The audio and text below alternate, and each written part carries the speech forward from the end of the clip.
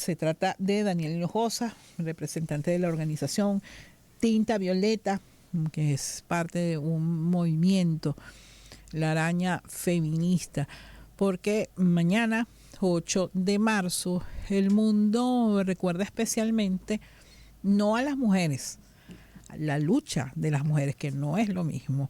¿Cómo estás, Daniela? Gracias, Esther, chévere. Aquí vamos. No, bueno, en la lucha. En la lucha. No hemos dejado de luchar. Y si bien yo creo que hay que reconocer muchos avances en nuestra sociedad, en la sociedad venezolana, en la sociedad en general, pues también queda mucho por hacer y mucho por rescatar de cosas que se habían logrado y que de repente ahorita yo no las veo tan claras como hace unos años. Pero bueno, ¿cuál es el estado de las luchas de las mujeres en Venezuela? Bueno, en este momento nosotras ponemos nuestro mayor acento en las luchas que tienen que ver con los derechos sexuales y los derechos reproductivos, la salud sexual y la salud reproductiva, que en el mundo entero está yendo para atrás, ¿no? Por la avanzada de las diferentes derechas más conservadoras en el primer mundo, y también en el caso de la feminista nosotros sentimos que es la bajada de la última ola que protagonizaron sobre todo los pueblos, las mujeres latinoamericanas, que fue la cuarta ola, en donde se logró la aprobación del aborto por tiempo en Uruguay, en Argentina, en Colombia, y fue una ola feminista liderizada por primera vez por si tú me permites el comentario, Daniela, yo siempre prefiero hablar del derecho a la interrupción voluntaria del embarazo, porque creo que ninguna mujer, y más las mujeres que hemos y somos madres, no vamos a promover el aborto, no vamos a promover la interrupción voluntaria del embarazo. Lo que sí promovemos, y yo lo defiendo, es el derecho de la mujer a decidir qué hacer sobre su propio cuerpo. Y más en un continente donde los hombres siguen siendo en su mayoría irresponsables respecto al tema de la maternidad-paternidad. Sí, efectivamente tienes razón. Y en los diferentes países se llama, lo hemos nombrado las feministas de diferentes formas. Por ejemplo, en Cuba, que fue el primero en legalizar la interrupción voluntaria del embarazo, para ellos es la regulación de la menstruación. Tiene 8 semanas, el lapso es de 8 semanas para poder regular la menstruación. Y realmente es un término que, si tú ves en la época en que los cubanos y las cubanas aprobaron la interrupción voluntaria del embarazo, que fue en 1968, que fue el primer país en América que lo hizo, en este continente que lo hizo, era muy lógico que fuera la regulación de la menstruación, ¿verdad? Porque realmente es un cigoto, lo que era que volviera la menstruación a tu cuerpo, y efectivamente ninguna mujer quiere abortar. Y nosotros siempre hablamos de, lo que pasa es que en el contexto latinoamericano y en el contexto mundial se habla porque fue como lo popularizaron sobre todo las mexicanas y las argentinas, del derecho al aborto. Pero es el derecho a la interrupción voluntaria del embarazo.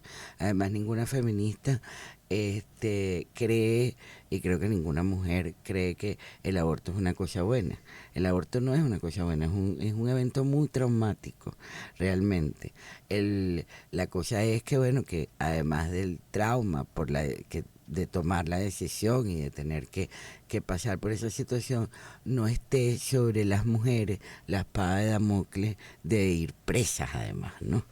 Entonces, creo que hablamos es de la despenalización, no hablamos de hacerla libre como si fuera un acto, sino hablamos ni además, de despenalizarla. Yo creo que ninguna mujer que esté defendiendo el derecho a la decisión sobre el propio cuerpo, a la interrupción voluntaria del embarazo, está promoviendo para nada el aborto. El aborto como una práctica. Como si fuera una fiesta aquí, exacto, vamos a hacer nada, fiesta. sí, No. más bien es para que no exista. Pero creo que ese debate hay que darlo en Venezuela.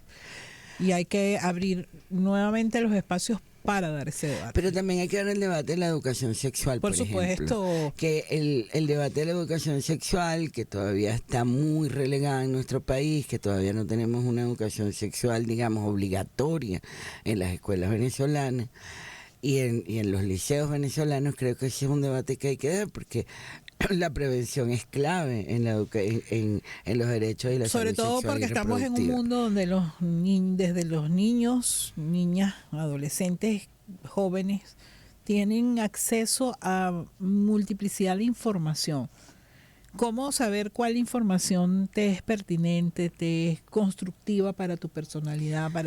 Y en el tema sexual aún más. Claro, además que fíjate, Esther, Pero entonces ni los padres se atreven todavía a confrontar con los hijos para hablar del tema sin temores, sin complejos, ni mucho menos los docentes. O sea, mucho menos los docentes.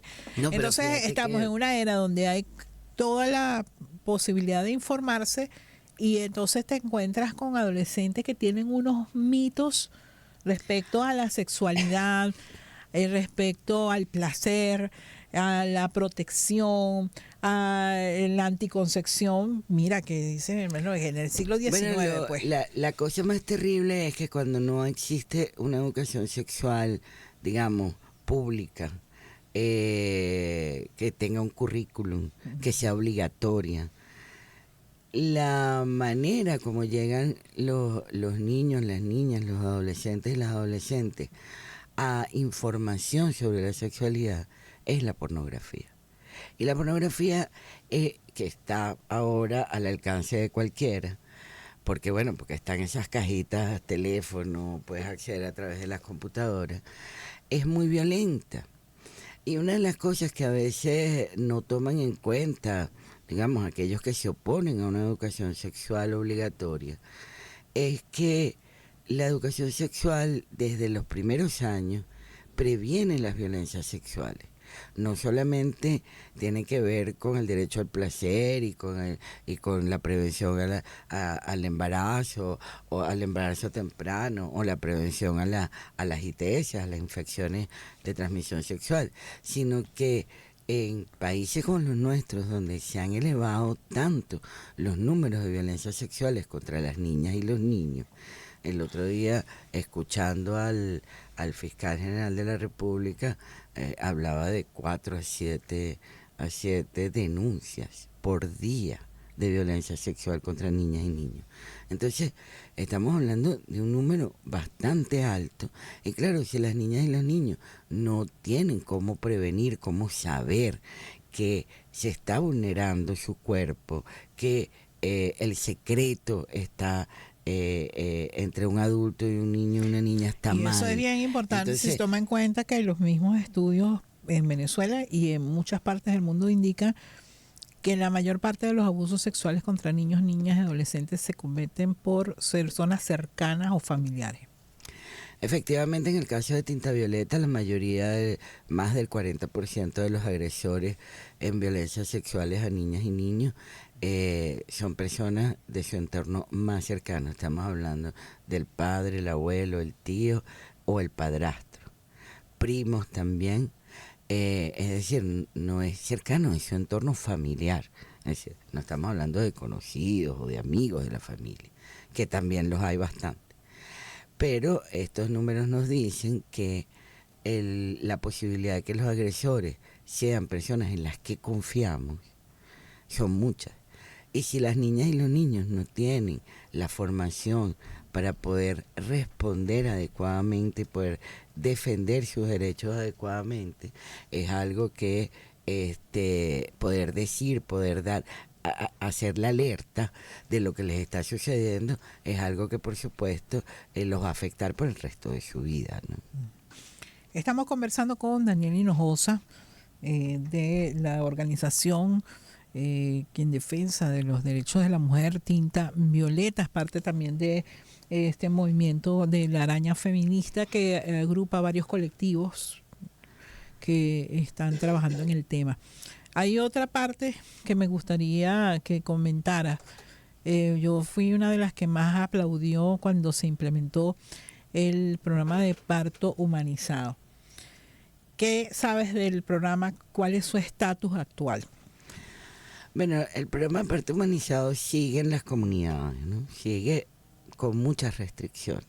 Con muchas restricciones porque, bueno, ya no se les ha dado el impulso, aunque ya es ley, lo cual es una gran cosa. No se le ha dado el impulso, se le ha seguido dando el impulso necesario. Además que hay una cosa que hay que decir aquí, ¿no? Y es que esto tiene que ir acompañado de no solamente de la política comunitaria, de las compañeras promotoras del parto humanizado, de la formación de estas promotoras, sino que tiene que ir acompañado de la humanización del sistema de salud. Que pasa por la formación del personal de salud. Exactamente. Y inclusive, con todo el respeto que me merecen, quienes considero que son héroes y heroínas, porque la verdad es que nuestro sistema de salud ha sido uno de los más golpeados por la situación del país. Y mantenerse allí trabajando con los salarios que reciben en las condiciones en las que están es un acto de heroísmo. Pero eso no justifica los actos de violencia obstétrica que seguimos viendo. Y creo que además, si no hay tampoco castigo ejemplar para quienes cometen este tipo de actos de violencia, cuando que la señal sea para el resto de los profesionales de salud, si haces esto va a haber un castigo.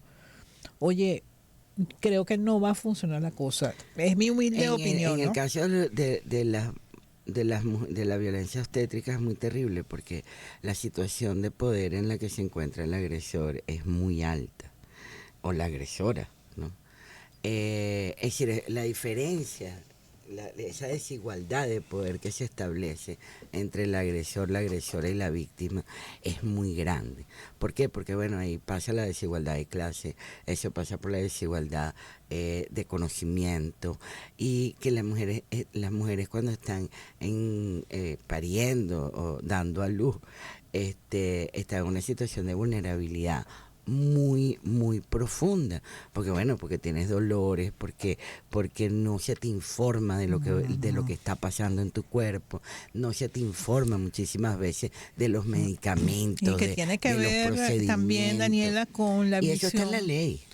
No sé, y además eso tiene que ver con la visión del embarazo y el parto como una enfermedad, una patología. No. El embarazo es parte de los procesos normales del cuerpo de la mujer, y el parto también.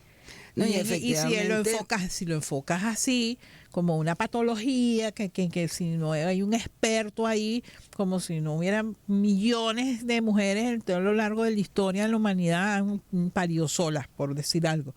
Y entonces si te le va a dar un acompañamiento, no puede ser como si eso fuera una cosa extraordinaria. No, es una cosa ordinaria que lo que requiere es acompañamiento y cuidados e información. Y también el acompañamiento de los familiares, esta cosa de que el parto es una cosa médica, efectivamente, como tú dices, y que se posiciona el sistema de salud del cuerpo de las mujeres. Y entonces, bueno, no dejan entrar la mamá, no dejan entrar el compañero a estos procedimientos, y por supuesto una mujer en tal situación de vulnerabilidad pues no es capaz de exigir ningún derecho, ¿no? Pero estamos viendo en Venezuela, nosotros seguimos mucho los números de Utopics, además desde ahorita ya 19 sedes que tiene Tinta Violeta a través de organizaciones hermanas o directamente tenemos a nivel nacional. Estamos viendo cómo las mujeres se han venido empoderando culturalmente de no ser víctimas de violencia. Nosotras antes, yo te digo, hace 10 años, muy poca gente hablaba de la violencia obstétrica como una violencia contra las mujeres. Y hoy en día vemos mujeres que nos piden: mira, yo fui víctima de violencia obstétrica, o tuve una cesárea que nadie me explicó por qué me estaban haciendo una cesárea. Eso pasa mucho en el sistema privado de salud. Y hoy en día, sufrí de esta violencia, las mujeres están muchísimo más informadas. Aunque debemos decir que todavía el machismo y la violencia machista sigue siendo un problema cultural. Es un problema de políticas públicas, pero sobre todo es un problema cultural. Y para eso necesitamos sensibilización, campañas mediáticas que provengan del Estado y de las organizaciones que nos permitan cambiar la manera de pensar. Vamos a seguir hablando de esto, Daniela, porque es que en el próximo segmento vamos a conversar también con otra mujer luchadora que ha acompañado muchísimas de estas banderas que hemos asumido las mujeres para lograr nuestra igualdad, nuestra equidad en la sociedad venezolana. Estaremos conversando con la diputada Asia Villegas y con Daniel Hinojosa de Tinta Violeta. Vamos a la pausa, ya volvemos.